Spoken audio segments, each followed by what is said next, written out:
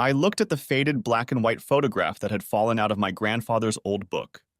I recognized my grandfather immediately. He was dressed in an army uniform, and his cap sat on his head at a careless angle. Standing next to him was an attractive woman in a long skirt, blouse, and jacket typical of the time. I looked at the back of the photo and saw the handwritten inscription. Grove and Doris, Hawaii, 1946. Grove was my grandfather's name, Grover Harrison. But to me, he was always just Pops. So who was Doris, I wondered? I knew it wasn't my grandmother. Her name was Patricia. I had never heard my grandfather mention anyone named Doris. Perhaps she was just his girlfriend from the war. I decided to ask him about it the next time I saw him, which was to be the same day. I put everything in place and headed for my apartment, which took up the entire basement of Grandpa's house. I had moved here at his insistence a few months ago when he went into a nursing home. The way he explained it made sense. He wanted someone to keep an eye on things while he was gone, and it would save me money. For several years now, my grandfather has suffered from a number of health problems. Fortunately, Alzheimer's or dementia were not among them. However, it had gotten to the point where he could no longer do the things he used to do, and since my parents had passed away, there was no one to take care of him the way he needed. Sure, he had cleaners come once a week and gardeners once a week to tend to the yard, but it wasn't enough. I did what I could, but during the week I worked. He needed constant care at this point, especially since he was now confined to a wheelchair all day long.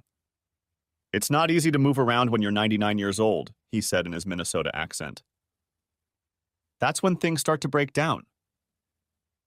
So I showered, grabbed a snack, and headed to the nursing home. When I got there, I waved to the nurses at the front desk and signed in. "How is my grandfather today?" I asked Julie, the nurse at the desk. "Frisky as always," she said with a smile. I smiled back. "Did he try to stroke your ass again?" I asked. "Of course," she said. "He does it every morning when I bring him breakfast." I laughed and headed for his private room. "Hey, Trey, come on in, son," he said when I knocked on his half-open door. "That's me, by the way, Trey Harrison." I walked in and gave him a manly hug. "Hey, Pops," I said. "How are you feeling this morning?" "Oh, I guess on a medium level," he said. We talked a little about various things, fishing, news, the general state of the union. Then I pulled out a picture. "What have you got there, son?" he asked. I handed him the phone and watched his face change. His face reflected a multitude of emotions, sadness, anger, and maybe a little guilt. He lowered his eyes and held the picture back out. "Where did you find this?" he asked. "She fell out of your old military handbook," I said. "I was just curious who she was. I've never heard you mention anyone named Doris before. Was she a girlfriend or something?" "Some okay," he said. "I thought I'd gotten rid of all the pictures of her." "Apparently not." "I'm sorry," I said. "I didn't mean to bring up bad memories." "It's all right, son," he said. "I think if anyone has a right to know about her, it's you. Look, why don't you get us each a cup of coffee, then close the door and I'll tell you about her." "Sure thing, Pops," I said. I grabbed a cup of coffee for each of us, decaf for him, then closed the door and sat back down. As I got up, I turned on the audio recorder on my phone, hoping I had enough space to record the whole thing. "Thanks, son," he said as I handed him the cup. He gathered his thoughts for a bit before continuing. "Just so you know, you're the only person I'm telling this to. I don't care if you write it down for yourself, but it is absolutely not to be repeated to anyone, ever. Do you understand me?" "Sure, Pops," I said. "I'm writing it down, but it's just for me." "Good," he said. He took a sip of coffee and looked up for a moment before continuing. Grove's narration, transcribed from the audio recording. Perhaps I should start at the beginning. I was halfway through my junior year of college when the Japanese struck Pearl Harbor. Like everyone else, I went to enlist in the Army. Unfortunately, I was unable to do so because of my flat feet. They had never bothered me before, but I didn't argue. So I went back to school and got a degree in physics. After I graduated in 1943, I was approached by the government, if you can believe it. Said they needed my expertise for a new project. Apparently, my flat feet were no longer a problem. So I agreed and signed my name.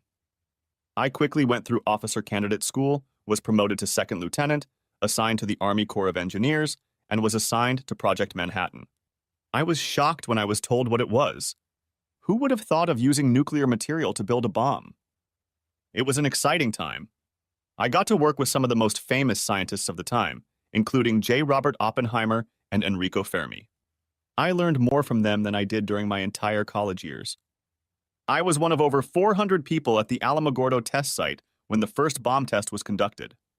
We didn't even know if the damn thing would work. But it did, and the world changed that day. I was sent to Tinian, an island in the Pacific, where I was to help set and load the bomb that would be used on Hiroshima.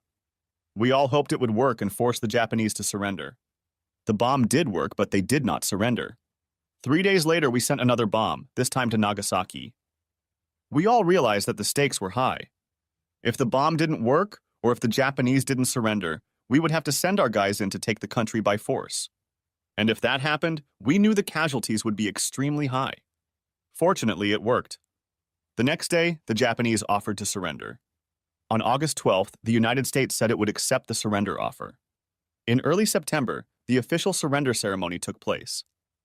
I stayed on Tinian for a while and participated in the damage assessment of the Nagasaki attacks. I still have nightmares about it. It wasn't just the physical damage that tormented me. It was bad enough. I saw the survivors and what they had to face. Yes, I was proud that I helped end the war, but I wasn't proud that the 2 bombs I helped deliver to Japan killed over 100,000 people. That still bugs me to this day. I filed reports, and in February 1946, I was transferred to the unit that became Army and Navy Joint Task Force No. 1.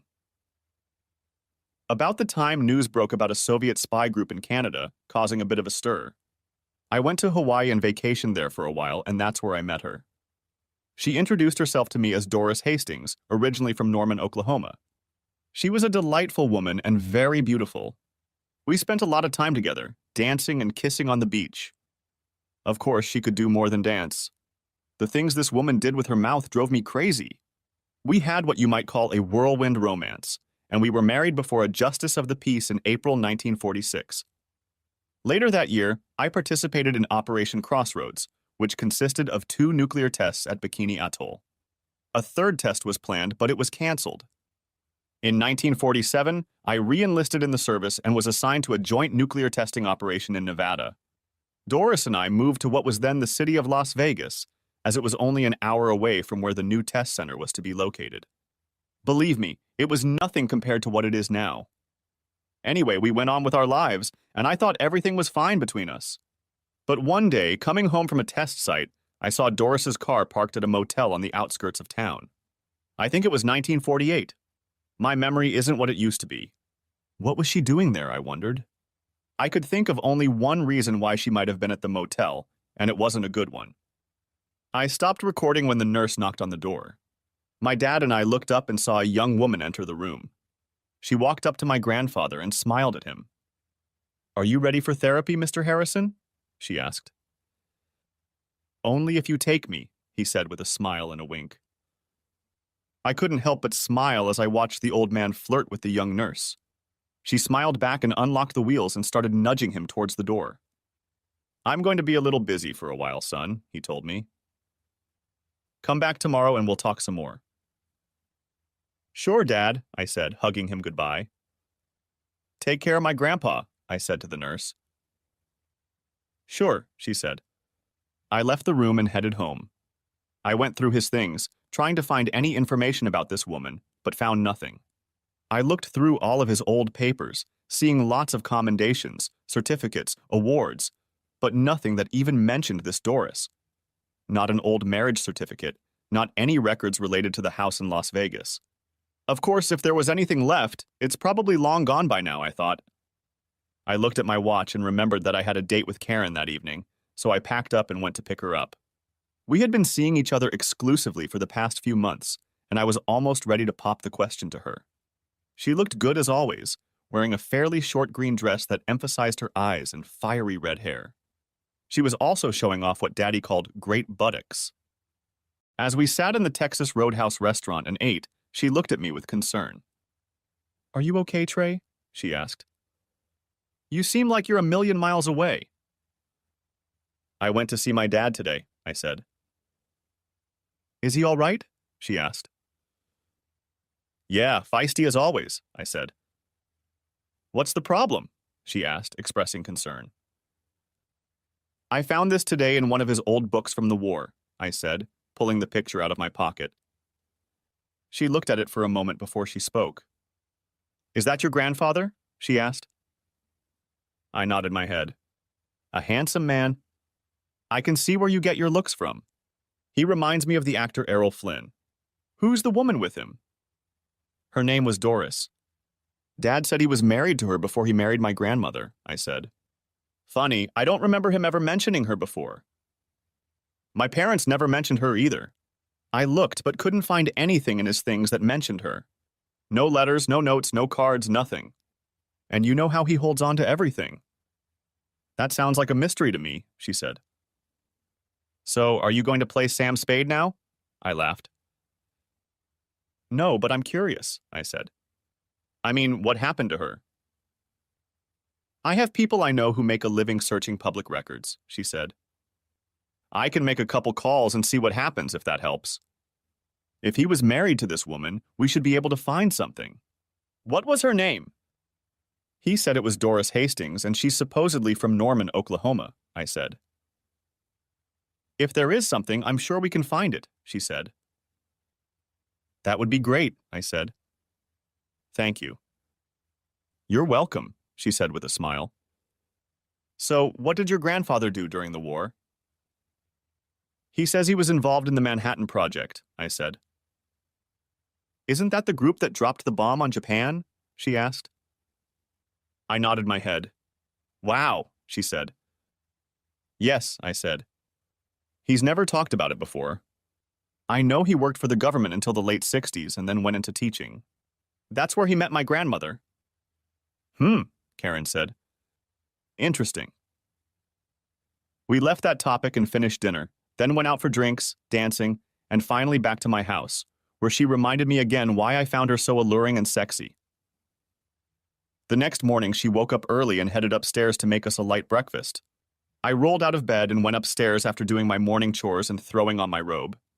As I went upstairs, I saw her in just her apron buttering some bagels.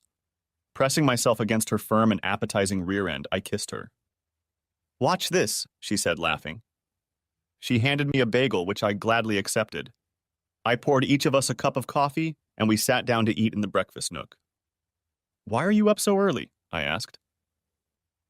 Well, I need to get home to get ready for work, she said.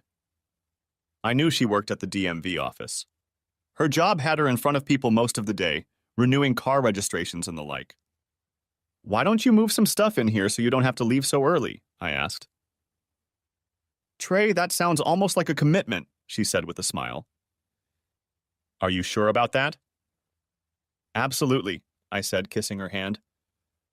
I could get used to waking up with this every morning. Yes? She asked. Well, you know what they say about redheads, right? You've never seen me lose my temper. Then I'll have to be on my best behavior, I told her. Damn right, she said with a smile. I guess we could try it if you really want to up the ante. So, what's on your plate tonight? I have a server installation this morning, I said. If all goes well, I'll be done with it in about 2 hours, and then I'll go see Paps. I want to hear more of his story. Okay, she said. Don't forget, I'll be at my mom's after work. She promised to help me with something I'm working on. I'll call you tonight, okay? Sounds like a plan, I said. Tell your mom I said hi. I will, she said. Mom really likes you, you know. Yeah, I like her too. She reminds me of you for some reason, I said, making her laugh. Are we still working this weekend? She asked. Remember when you promised to take a rematch from me at the miniature golf course? Sure, I said. Maybe we can visit Daddy if you want. Of course, she said. You know all he does is look at my feet, right? I ran my hand down one of her legs. Can you blame the old man? Asked I. I like to look at those legs myself. You're such a naughty boy, she joked. Only with you, I said, eliciting a smile. After we finished breakfast, she went downstairs, put on her clothes, and walked out. I kissed her at the door and watched her get in her car and drive away. I went back into the kitchen and poured some cereal into a bowl. Karen was a wonderful woman, but she ate like a bird. I finished my cereal and went downstairs to get ready for the day. I only had one server to install, and that suited me just fine. I had been self-employed as an IT consultant for the past few years, mostly doing work for various computer manufacturers. They would provide the equipment, set up appointments, and I would do the work, as well as the maintenance that the client agreed to. The customer paid the manufacturer, and the manufacturer in turn paid me. The hours were good, the pay was great, and I liked the boss, a man whose face I saw every morning in the mirror. The installation went as I planned, and by 14 o'clock, everything was ready and working as it should. The customer signed the statement of work, satisfied that the new system was installed. I jumped in my work truck, scanned the paperwork with the portable scanner, emailed it to the manufacturer, and headed to Pap's. "Hey, Dad," I said, hugging him. "How are you doing?" "Oh, medium pace, I think," he said in that accent I loved so much. "I suppose you want to hear more about Doris?" "Yes," I said. "If you don't mind?" "Of course," he said. "Have some coffee and I'll tell you some more." I poured each of us a cup of coffee and put his cup in the holder attached to his chair. I sat down and started the recorder. "So where was I?" asked Pops. "You just saw Doris's car for the first time at the motel," I said. "Oh, yes," he said. He closed his eyes and thought for a moment before continuing. Grove continues his narrative. "After seeing Doris's car outside the motel that first day, I went home distraught. She had never let me know that she was unhappy in our marriage. She was always loving and warm. I didn't even realize there was a problem. I guess, I thought. I guess it's true that the husband is always the last to know about these things. I knew I needed to get more information before I did anything rash. First, I needed to act normal, and that wasn't easy. I was hurt, humiliated, and more than a little upset. It would be very difficult for me to react normally to her if she was actually cheating. I also knew I had to take decisive action, given the delicacy of my position. Something like this could be used against me by a hostile foreign power. I had gone through all the security briefings and had heard that this was the kind of thing the Reds like to use as blackmail. I took out the phone book and looked up private investigator.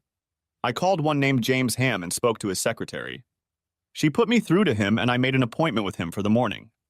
The next call was to my boss. I explained the situation to him, and he agreed that I needed to deal with it, so he gave me the day off. Shortly after I finished talking, Doris drove up to the house. She came in with a bag of groceries and set it on the kitchen table. I looked closely but didn't see anything unusual. Her clothes looked fresh, her makeup wasn't messed up, and her hair looked as good as the last time I saw her.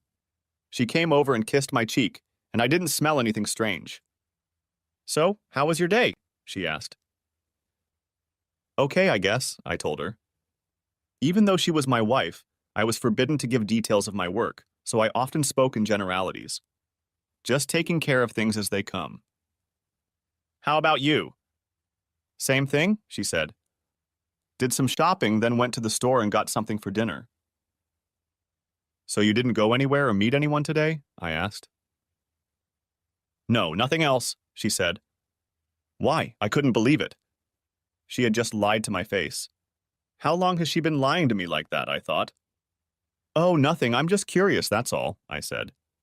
Shit. Shit. What do you have in store for tomorrow?" "Probably the same," she said. I bet it is, I thought to myself. I changed into civilian clothes and joined her at the table for dinner. After dinner, we took some sherry and sat down to watch television.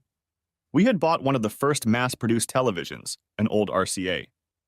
In those days, there wasn't as much exciting stuff as there is today, but we enjoyed the old craft television theater. Milton Berle was a favorite of ours too, and I always liked the old Superman and Life of Riley series. The old hidden camera came out around that time too, I think. They don't make those anymore, I'll tell you that. Anyway, we watched a little TV and then went to bed. It was hard for me to try to be the same with her that night, but I managed. I think Doris noticed that something was wrong, but she didn't say anything. The next day we had breakfast as usual. I put on my uniform, grabbed a cup of coffee, and headed outside. I didn't want her to think I was doing anything different, so I stopped at the diner for a coffee before meeting James. I got to his office and was ushered in by a blonde woman chewing gum in the reception area. James looked up when I walked in, stood up and shook my hand. He sat back down, lit a cigarette, and looked at me through the smoke. "So, what can I do for you today, Captain Harrison?" he asked, referring to my rank, looking at the papers on his desk. I told him about seeing Doris's car at the motel and explained that my job was very sensitive, without specifying exactly what it was. "So, you suspect your wife is running after you and you want me to get to the bottom of it, right?" he asked. "Yes, it is," I said. "All right," he said. "Give me everything you have on her, a picture, make of car, license plate number, and so on, and then give me a week or so to see what I can come up with. I like to know as much as I can about her, so I'll call my colleagues in Hawaii and Oklahoma and see what we can come up with. It'll take a few days and cost a little more if that's okay with you." "Yes, of course," I said. "Don't forget that we didn't have all those fancy gadgets and gimmicks that you young people take for granted today." No siri. In those days, a detective had to work hard to get the goods. I gave him information about her car, color, make, and license plate number, and then I handed him a picture. "The one you found." He furrowed his eyebrows looking at it. I didn't understand why at the time, but I would later. "Okay," James said. "In the meantime, don't do anything stupid. Let me do my job. It could be nothing. Maybe she's seeing an old friend or family member. Are you thinking about divorce?" "I don't know," I said. "I guess it depends on what you find out." "Okay," he said, holding out a business card to me. "This is the name of a lawyer I highly recommend. My secretary will handle my prepayment. I like to have some kind of prepayment to get started, and then I'll bill you for the rest when I'm done. Deal?" "Yeah, it's okay," I said. "Call me in, say, 10 days and I'll have a full report," he said. "Thank you, Mr. Ham," I said. "You're welcome and good luck to you, Captain," he said, standing up and extending his hand to me. I shook it, then walked out and settled in at the receptionist's desk. I looked at the card and asked for directions, which the receptionist happily provided. I pulled up to a small house on the edge of downtown that had a sign on it that read, "Wilbur Capshaw, Attorney at Law. Divorces are settled quickly here." In those days, Nevada was considered the divorce capital of the country. I parked and went inside, where another blonde secretary ushered me into the office of Wilbur Capshaw, Esquire. I couldn't help but wonder if blondes grow on trees here. Wilbur stood up, shook my hand as I entered, and asked me to sit down. "What can I do for you, Captain?" he asked. "Well," I said, "I'm thinking about getting a divorce and wanted to know what my options are." "You've come to the right place," he said. "Are you looking for a quick Reno-style divorce?" "I'd like it to be quick," I said. "I can easily handle it," he said.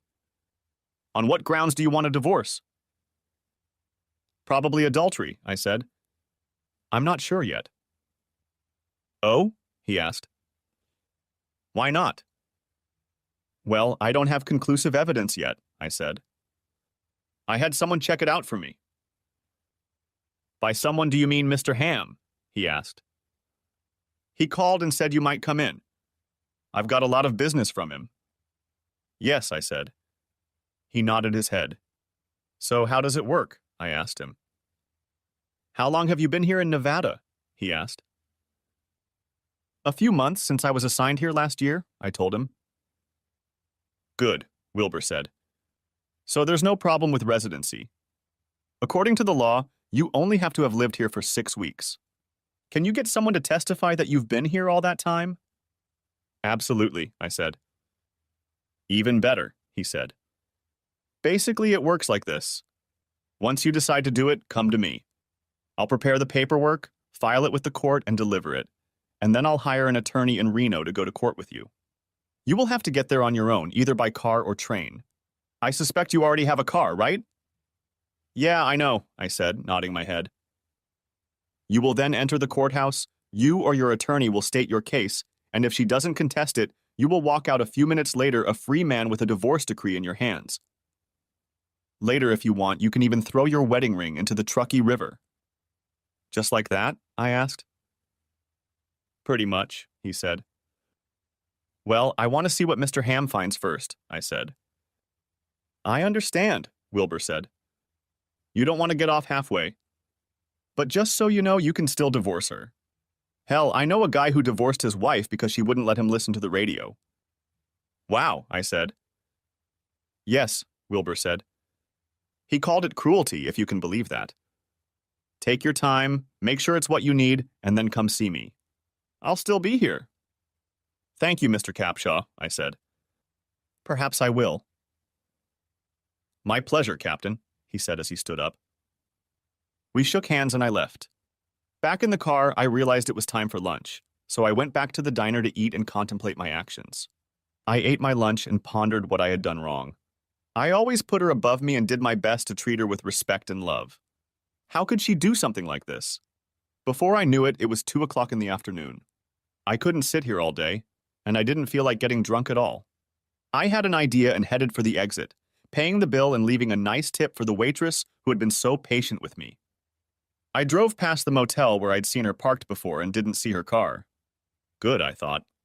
I decided to drive home and surprise her. But when I pulled up to our house, I saw a strange car with California license plates parked in the driveway. I pulled into the driveway and parked next to Doris's car, then headed for the door. Dad and I looked up when we heard a knock on the door, interrupting his story. I turned off the tape when a nurse came through the door. Time to get you ready for dinner, Mr. Harrison, she said affectionately. He smiled back at her. All ready? He asked. God, time flies when you're having fun. I stood up and hugged Paps. Then I'd better go, I said. I'll come tomorrow if you don't mind.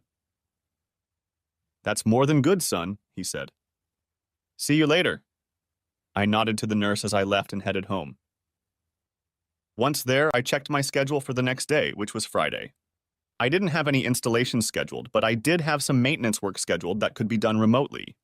I sat down at my computer and started searching. I found some old articles mentioning James Ham and learned that he had served in the Office of Strategic Services, or OSS, during the war. The OSS, as I knew from a documentary I once saw on the History Channel, was the predecessor to the CIA. I also found mention of Capshaw, a divorce lawyer who made a lot of money in the 1940s and 1950s from quick divorces. Don't get me wrong, I never had any reason to doubt my grandfather. I just wanted to find something, anything at all, to corroborate his story. After dinner, I got a call from Karen. She was at her mother's house working on some project of her own. She loved to crochet and often turned to her mother, who was an expert, for help. So how did it go with your grandfather today? She asked. That went well, I said. I'll probably come by tomorrow afternoon when I'm done. Okay, she said. Don't forget we have a date tomorrow night. How could I forget something like that? I asked. To this, she giggled. By the way, my mom said to say hi to you, she said. I heard her mom in the background yell out, "Hi, Trey!" I laughed. Say hi to your mom, I said to Karen. I heard her turn to her mother. Trey said to tell you hi, Mom, she said, and turned to the phone again. By the way, Trey Harrison, she began. I love you. I know I don't tell you this as often as I should, but I love you. I love you too, Karen, I said. Karen had been hurt a lot in the past, and she wasn't the type to express love on short notice. I felt truly blessed that she felt as if she could say that to me. And in fact, I really did love her. I'll see you tomorrow night, okay? She asked. I'll see you then, I said. We said goodbye and ended the conversation. The next day, I finished work earlier than I had anticipated. I checked my schedule for the next week, sent in my timesheets to get my paycheck, and went to see Paps. I wanted to hear the rest of his story. When I arrived at the nursing home, I said hello to Julie, who smiled as I checked in, and then went to his room. I gave him a proper hug and poured them each a cup of coffee, placing his cup in a coaster. So, how are you doing with that redhead? He asked. What's her name? Karen? Yes, Dad, this is Karen, and things are going really well between us, I said. Are you thinking about marrying her? My dad asked. I nodded my head. I think so, Pops, I said. He nodded his head and smiled. I wouldn't mind if you wanted to move it to the old place, he said with a wink.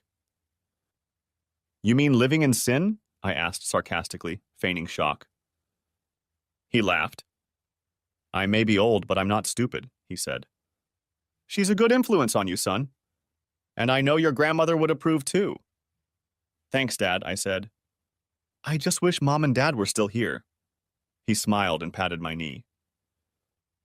I know, son, he said. I do too. But it's time for you to look to the future. And I think Karen should be a part of that future. But that's not why you're here, is it? I smiled. He leaned back and closed his eyes for a moment. Let me see, where was I just now? You just pulled up in front of your house and saw a strange car out front, I said.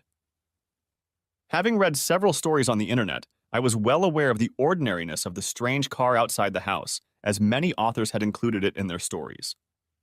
Oh yeah, he said. He gave me a moment to start recording before continuing. I parked the car and took a deep breath before entering the house. What will I find there, I thought to myself. Will she be in his arms? Would they have sex in my bed? I worked up the courage to get out of the car. I entered the house not knowing what I would find there. When I went inside, I saw a tall, well-built man in a dark suit sitting on a couch. He stood up when I came inside. Doris was in the kitchen making dinner. She came out when she heard the door open, and I saw her wiping her hands on the apron she wore over her house dress. Grove, you're back early, she said. I was just starting dinner. Please meet my cousin Michael J. Smith from Ardmore, Oklahoma. Mike, this is my husband Grove. The man held out his hand and I reluctantly shook it. I noticed the lipstick residue on his lips and noticed the small scar across his right cheek. Nice to finally meet you, he said in flawless English. I thought that being from Oklahoma, he might have a slight Western accent, but that was not the case. That struck me as rather odd. But then again, I didn't meet people from Oklahoma that often. Nice to meet you, Mike, I said. Please have a seat. I'm just going to get rid of this uniform, if you don't mind.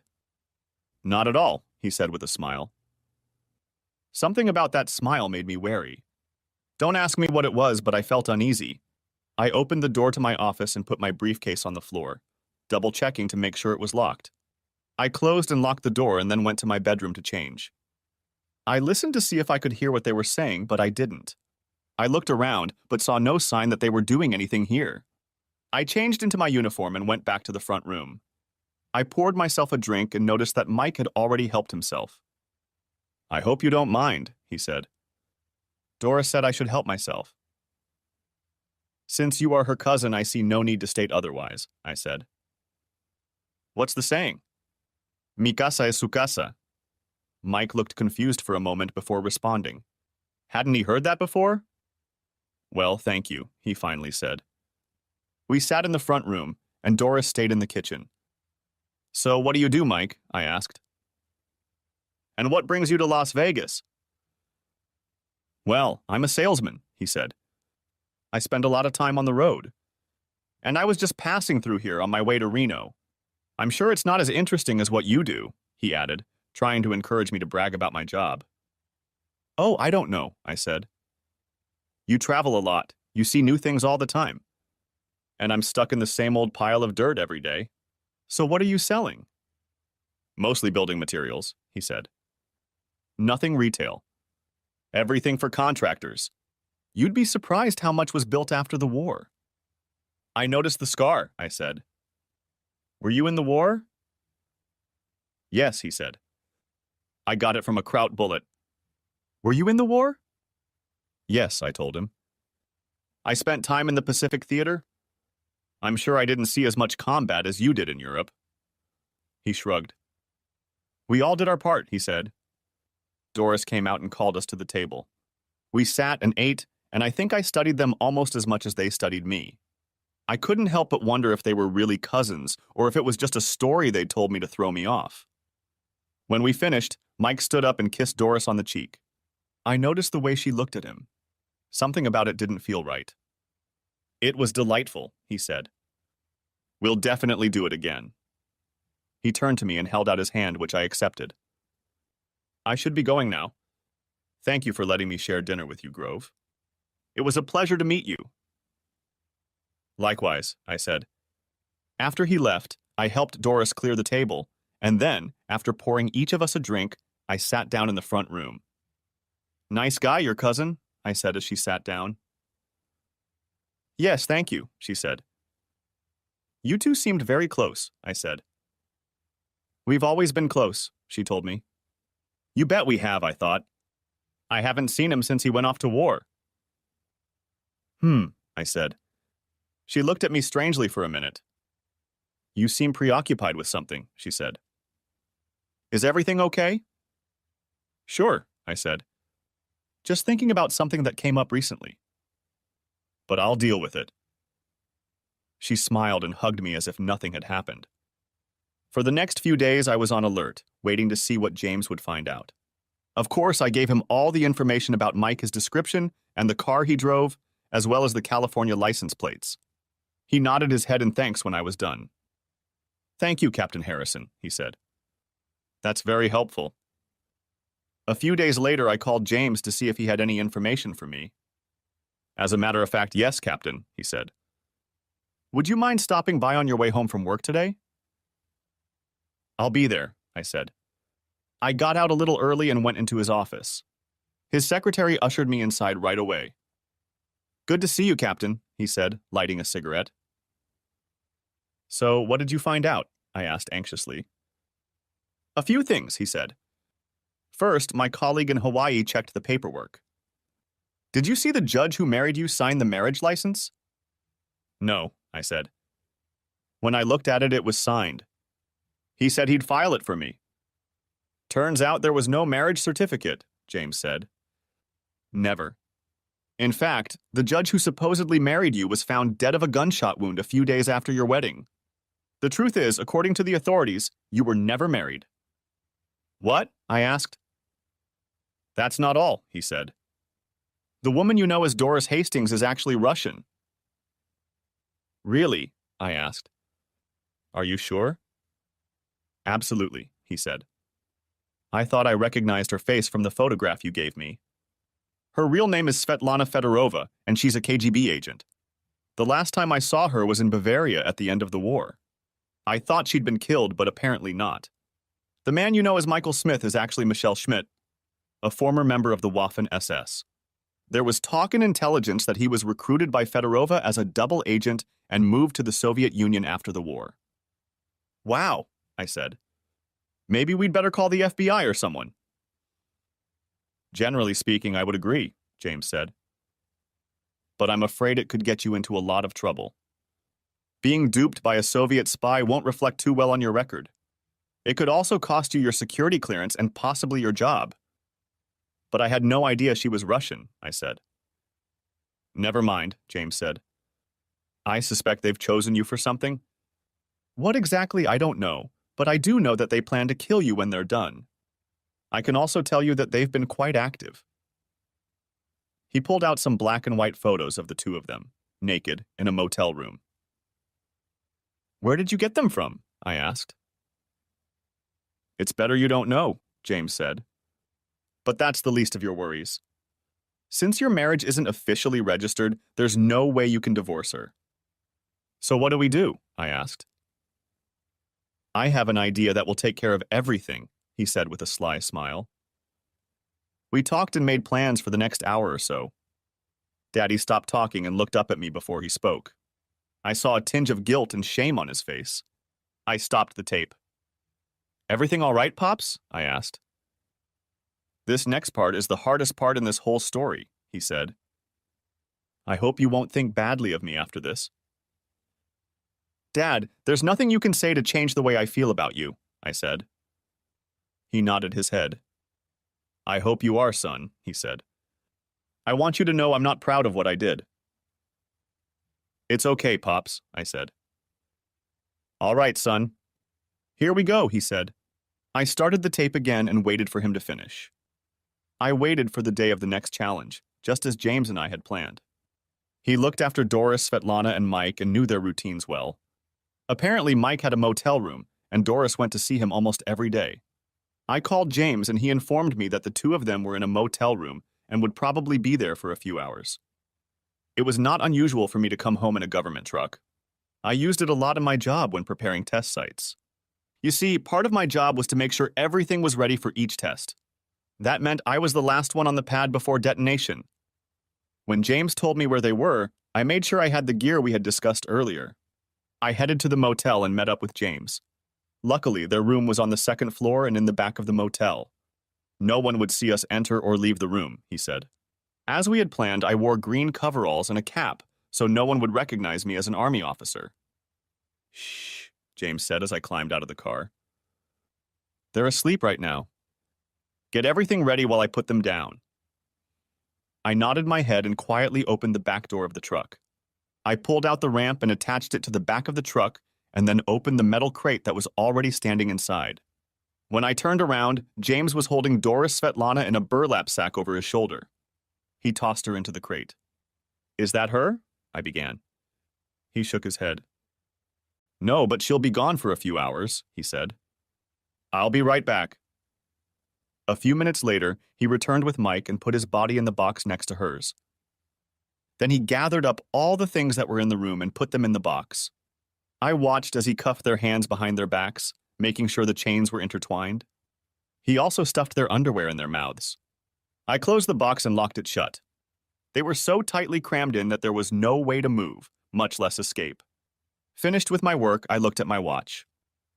Do you have time to get back before the exam? He asked. I nodded my head. Oh, yes, I said. Let me know how it went, he said. I thanked him and left while he wiped down everything he touched. I arrived at the test site just in time to be escorted out by the military police. I thought you weren't going to make it, Cap, one of the guards said. Just wanted to grab a bite to eat before the test, I said. They quickly peered into the back of my truck and waved me over. Take care, Cap, the guard said and saluted. I saluted him back and headed inside. I made my way to the tent where the weapons were being prepared for testing. After finishing my part of the job, I sent everyone else on their way as usual. Fortunately, I was able to park my truck so that my movements would not be visible from the camera set up a few miles away. After making sure everyone else was gone, I drove the truck up to the tent, opened it, then lowered the ramp and took the dolly. It took some fiddling, but I managed to center the crate on the dolly. It wasn't easy, let me tell you. Doris Svetlana didn't weigh that much, but Mike weighed as much as I did, if not more. I finally pulled out the box under the scaffolding that held the weapon and noticed that there was a metal plate running along the scaffolding underneath the bomb, probably to support the structure. At least it was hiding what was under the weapon, which was all I cared about. I unlocked the crate and opened it slightly. They started to wake up and blinked their eyes a few times before they recognized me. They were both very surprised to see me when I knelt down over them. So, I said, I understand you wanted a good look at our atomic technology. Well, here you go. It's really not much more powerful than the bombs we dropped on Hiroshima and Nagasaki, but it'll do. If it's any consolation, you won't feel a thing when it goes off. 1 second you'll be here and the next you'll be gone. That's it, I added, snapping my fingers. I realized that Doris Svetlana wanted to say something, so I pulled the gag out of her mouth. You imperialist pig, she hissed. I shoved Mike's underwear back into her mouth and laughed. You lying, cheating communist bitch, I said in reply. I know all about you and Comrade Schmidt. You have about 15 minutes to come to terms with what you commies worship. By the way, I want a divorce. Goodbye and enjoy hell. Her eyes widened as I slammed the drawer shut and locked it shut. I knew there was no way they could escape. After replacing the cart, I removed the tarp tent and stuffed it into another metal box, then loaded it into my truck like I always did. I took one last look around and then left the site the same way I came in, just like I always did. My hands were shaking and everything inside was shaking. When I reached the guarded observation deck, I took a few deep breaths and calmed down a little before I parked the truck and stepped inside. I joined the rest of the observers, grabbing my protective gear, and we took the usual precautions. Soon I heard the countdown and realized that in a few seconds all hell would break loose. And so it did. I knew that Doris Svetlana and her accomplice had already vaporized and would never be seen or heard from again. Like everyone else, I waited a bit before looking, and then I saw a mushroom cloud rising into the sky. Using binoculars, I looked at what was supposed to be ground zero. I don't know why, I knew there would be no evidence of what I had done there. Yet I was compelled to look. When everything quieted down, I went through the monitoring stations like everyone else, then returned the truck and got into my car. I was still shaking when I got home. I had never done anything like that in my life, and I knew I was going to hell. "It's over," I told James when I called him from home. "All right," he said. "Give it a day or so, then report her missing. If you need to talk, let me know." "I will," I said. "Thanks for everything," he laughed. "Wait until you get my bill," he said. I laughed for the first time that day. Dad stopped talking and looked at me, guilt and sadness in his eyes. I stopped the tape. "It's okay, Pops," I said, hugging him. "You said yourself that they were planning to kill you when they were done.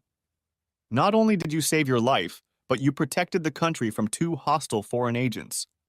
You have nothing to be ashamed of." He nodded his head.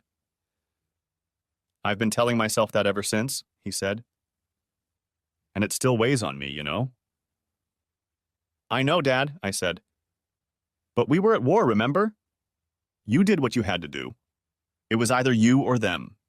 And personally, I'm glad you did. Otherwise, you and I would never have met." As I looked at him, a tear appeared in his eyes and he smiled. "I never thought about it, son," he said. "You know, you're the bravest man I've ever met, Pops," I said. "I'm proud of you." He hugged me tightly and I felt his tears soak my shirt. After a few minutes, he wiped his eyes and looked at me. The guilt and sadness was gone. "Maybe telling you about it is what I've needed all these years," he said. "I've been carrying it around ever since." "I'm curious," I said. "What happened next?" "I waited a couple days and then filed a missing persons report," he said. "They came back a few days later and said her car was found at a motel, but they found no sign of her. They said she may have met someone and left with them. They said I'd probably never hear from her again." We both laughed. "That would have been one hell of a phone call," I said, making him laugh out loud. "What happened after that?" "A few months passed, and at James's suggestion, I went to Capshaw's," he said. "James and I decided it would be best for me to act like the marriage was real, even though we knew it wasn't. Capshaw filed for divorce, citing being abandoned. I drove to Reno, and in a few minutes it was settled. On the way out of town, I stopped and threw the ring into the Truckee River as he had suggested. For the next few years, I was halfway expecting federal agents to come to me, but they never did. In the 1960s, I retired from government service and took a job as a teacher. That's where I met Patricia. The rest is history." "How did she keep in touch with her superiors?" I asked. He shrugged. "I don't know," he said. "And I never found out. I guess it doesn't matter now, does it?" "I guess not," I said. Our visit was interrupted when a nurse knocked on the door. She came in and announced that it was time for dinner, and I said goodbye. "Be sure to bring your charming girlfriend to us," he told me. "I will, Dad," I said. "Maybe tomorrow if you don't mind." "I'm looking forward to it," he said. That night, Karen and I went out for dinner, drinks, and dancing.